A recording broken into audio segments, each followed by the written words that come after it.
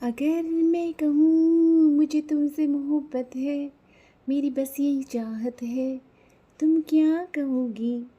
मैं तुमसे कहूँगी इस बात को, अगर तुम कुछ और सजा के कहते, कुछ घुमा फिरा के कहते तो अच्छा होता। ठीक इस गाने की तरह ही है ना, बातें जो हम करते हैं, शब्द जो हम मुंह से निकालते हैं ना, उसमें फ़र्क हो जाता है। यदि सब्जी में नमक ज़्यादा हो जाए और सीधा हम बोल दें नीरो नमक गेर दियो, कितनो नमक गेरा क्यों, आज तो स्वाद ही कौन है। और इसी बात को अगर हम दूसरे तरीके से कहें कि जैसे जो मेरे ताऊ जी थे, ससुर जी थे, जो ताऊ जी ससुर जी के बड़े भाई जो थे, उनकी बात मुझे हमेशा याद आती है जब भी मतलब कुछ चीज़ गड़बड़ होती है तो, हालांकि होती नहीं है फिर भी कभी होती है तो मुझे उनकी बात याद आती है। वो कहते थे, बेटा सब्जी बहुत टेस्टी है, बस थोड़ा सा नमक ज़्यादा हो गया। बेटा सब्जी में स्वाद बहुत है, बस थोड़ी सी है ना मिर्च ज़्यादा हो गई, शायद वो तीखी वाली मिर्ची थी। कितना अंतर है ना। इसी तरह से हरियाणवी में आम भाषा में बोला जाता है, मान लो हम उदास हैं, गुमसुम हैं, तो कहा जाता है, अब क्यों सूझगी?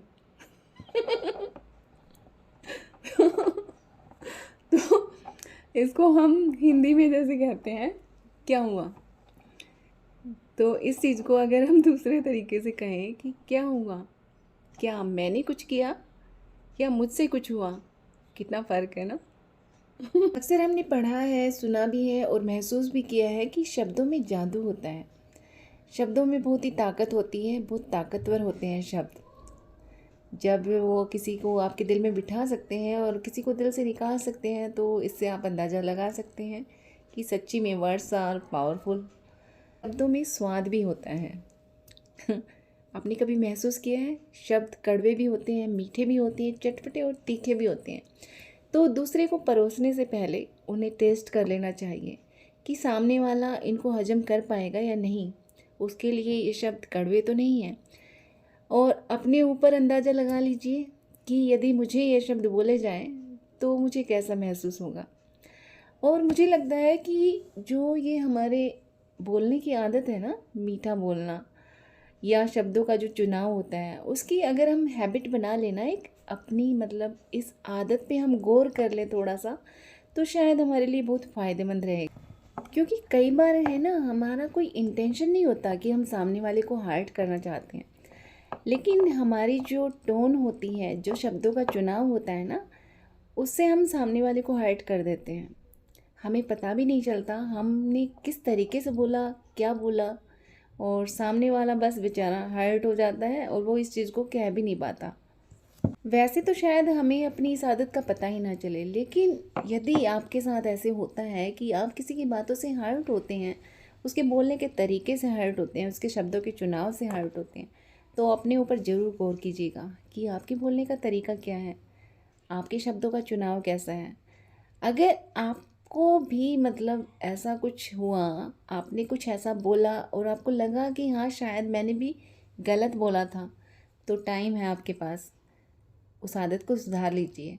और सबसे अच्छी बात ये है, यदि आपके पास कोई है ऐसा जो आपको बार बार बता रहा है कि आपको ऐसा नहीं बोलना चाहिए था, आपको ऐसे नहीं बोलना चाहिए था, तो ज़रा गौर कीजिएगा, वरना बहुत देर हो जाएगी। इससे क्या होता है कि कई बार सामने वाला हर्ट होता रहता है, होता रहता है, और फिर वो आपसे कहना ही छोड़ देता है।